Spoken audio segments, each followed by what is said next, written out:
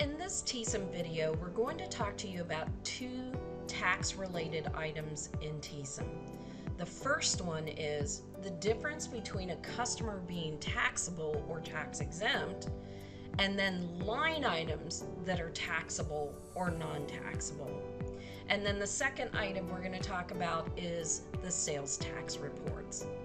All right, before we do anything more, there's just one thing I'm going to advise you, and that is to speak with an accounting professional to make sure that whatever you're entering into Teesom is correct. Okay, we're going to head to the company setup now, and we're going to go to main menu, settings, company setup, and we're going to look at what you originally did a long time ago, which was set up your sales tax. All right, so the best way, and I'll tell you this from experience because I thought I knew what my sales tax for my area was, and I had just set up a sales tax rate of 6%, and then when I was showing somebody how to set up the tax rate, I put in my zip code and I realized that I also have a county tax of 1%. So I highly recommend that you do use the zip code system to set up your tax rate. So I'm just going to quickly walk you through that.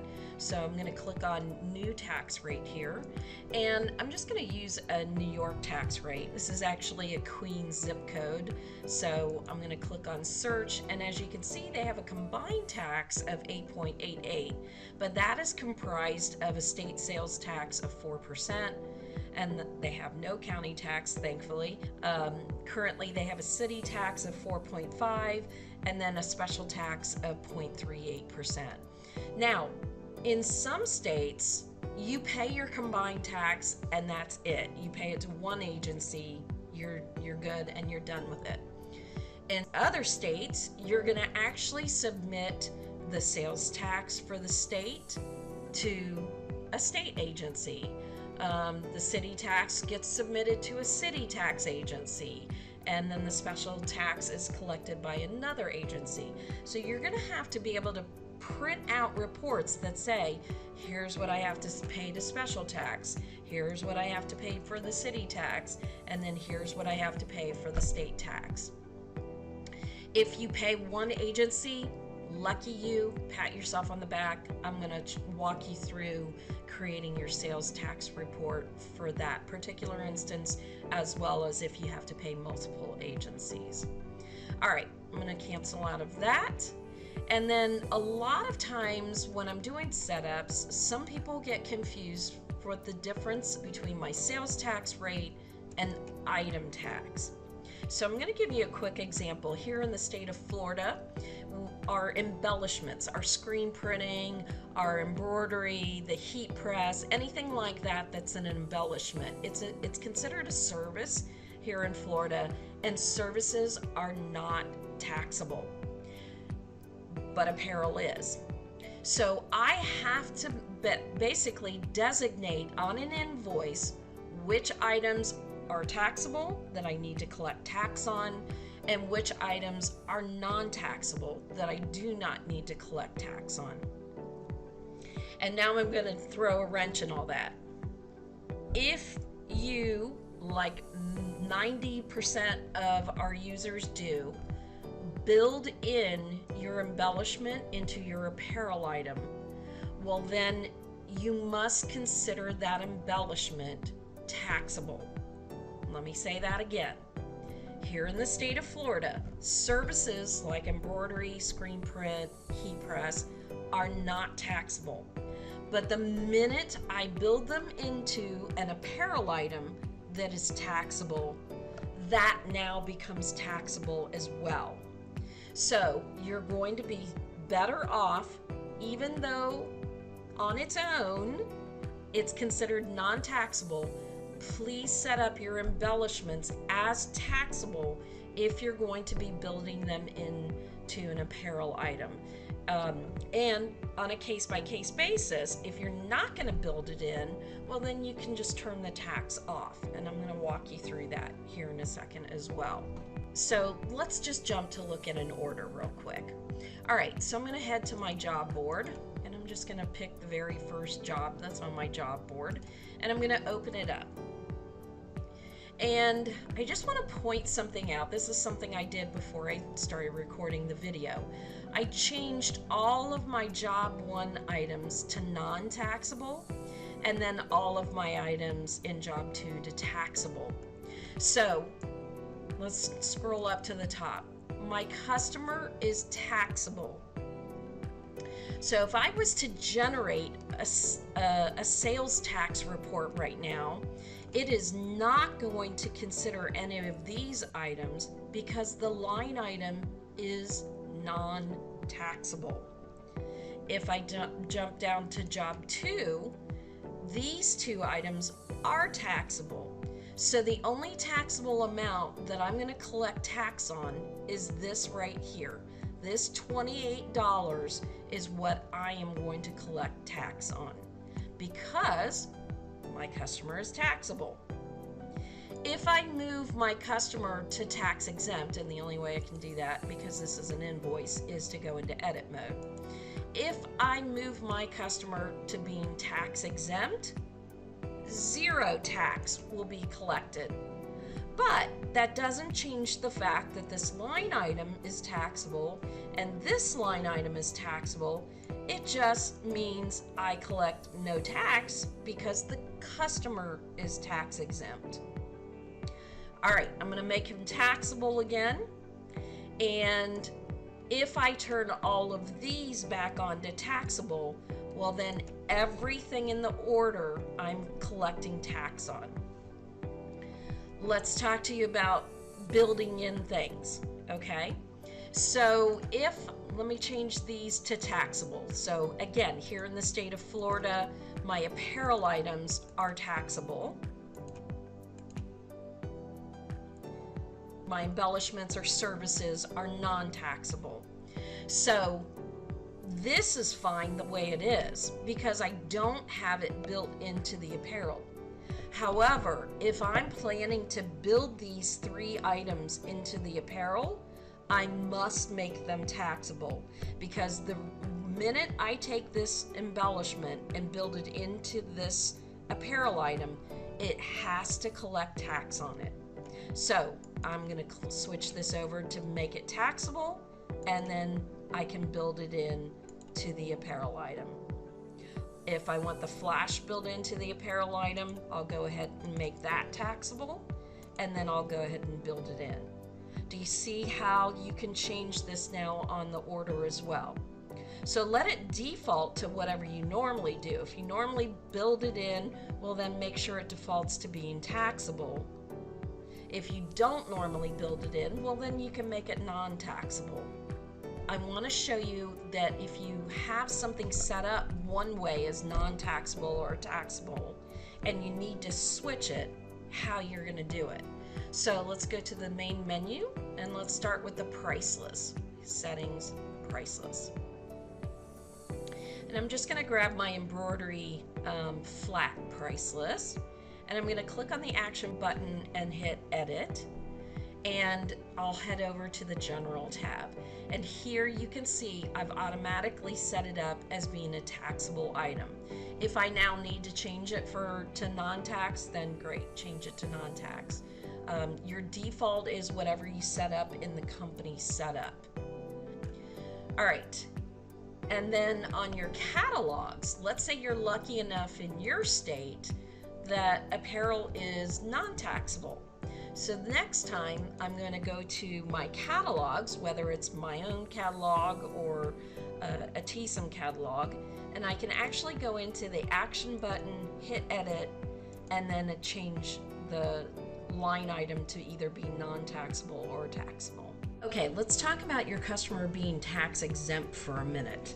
I'm going to go into the customer setup, and I can do that here from the order by clicking on this little pencil icon. And I'm going to go to the advanced drop down. I'm going to head over to money. And look how right now this is set to use my default sales tax.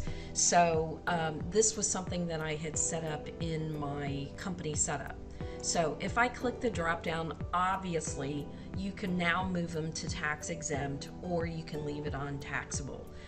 My default is to charge tax, so again, if I leave it on the use default, it is charging tax. One super important thing I just want you to be aware of: unless the customer is supplying you with their resale number and their certification document, I would not make them non-taxable unless they're providing that information to you.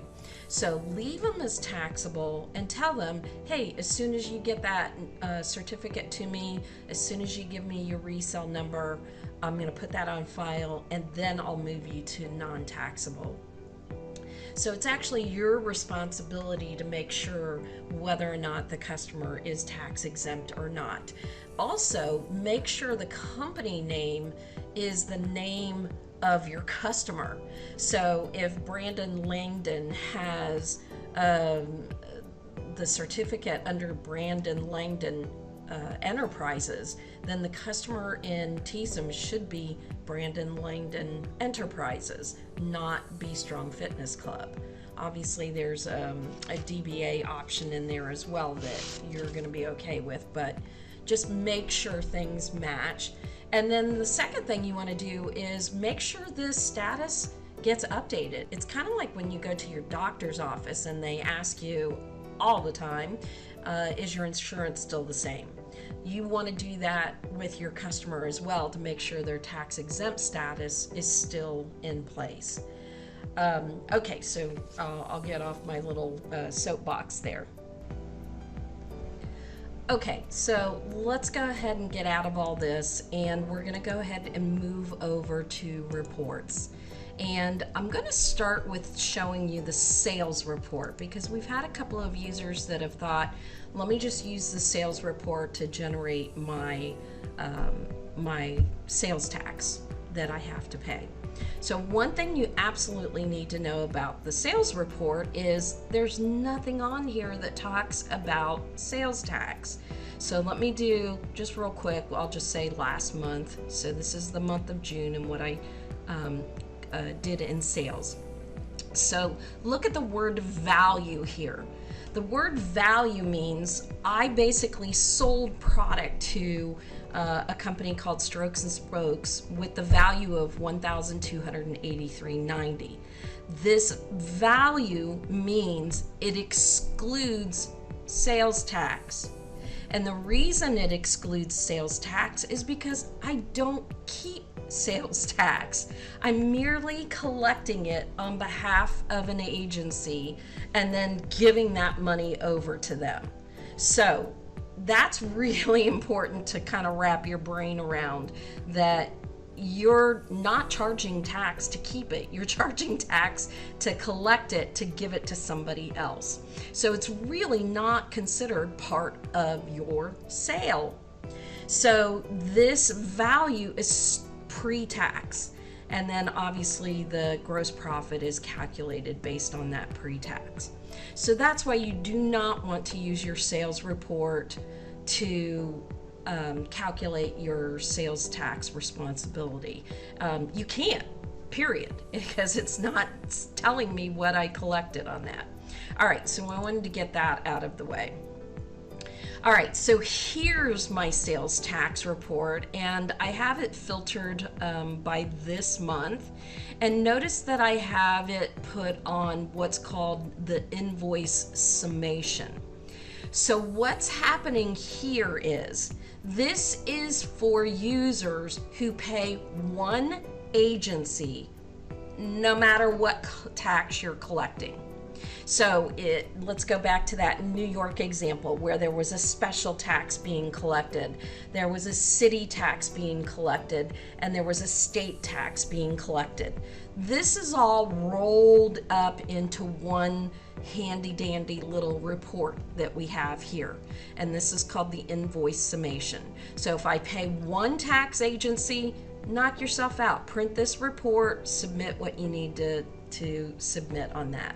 It is still determining line items that are taxable and non-taxable, as you can see in these two orders. These orders had all line items that were taxable, and these two orders had some line items were taxable, some were not taxable. So that's why we're collecting or not collecting. All right, so let me change this from all detailed, and I'll just hit the submit button so it does a quick refresh here. Now, what's important to understand about this report is it's going to show me everything that was collected for a specific invoice, but it's now breaking it out and saying, okay, for this invoice, here's the city tax that was collected. And look how you see this invoice again, and this is the state tax that was collected on that invoice. And then there's a third one here that says, hey, 0% was collected for the special tax, and then over here there's an other tax option and 0 was collected. So it's just breaking it down. I do have another report I'm going to show you in a minute that will detail it in a very organized fashion. Okay, then the rest of the reports are show me what I have to pay in the month of July for county tax. And my county tax was set up as 1%. So these were the only orders that had taxable items in that were applicable for the county tax. And then if I click the drop down, show me everything that was tax exempt. Boom, I had no customers in the month of July that were set up as tax exempt. And then let me do the state tax here and hit submit. So these were the two orders where the customer was set up as taxable that had taxable information in it. I hope this is making sense.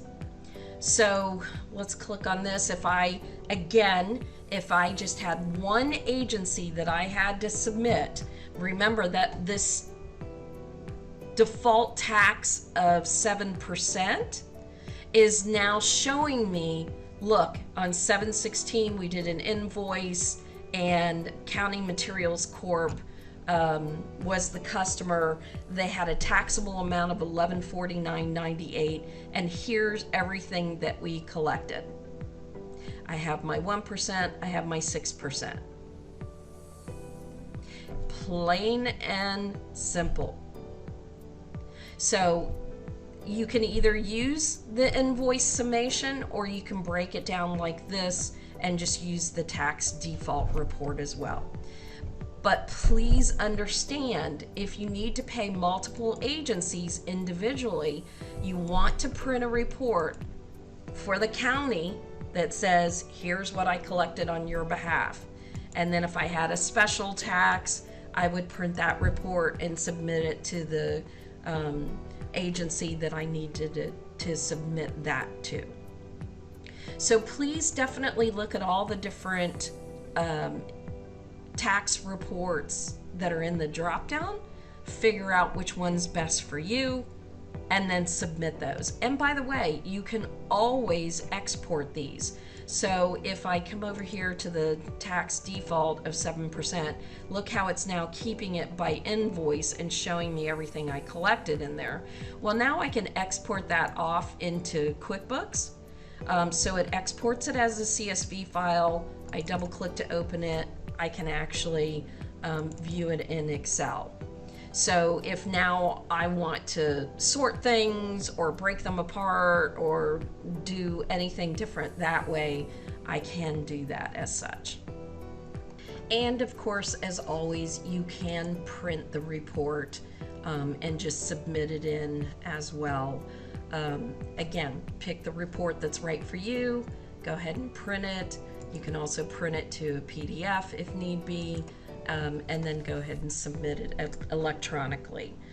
So I hope this clears up any confusion you may have had about collecting tax for your state and county agencies. As always, if you need additional assistance with anything in Teesom, please let us know how we can be of service to you. Thanks for watching.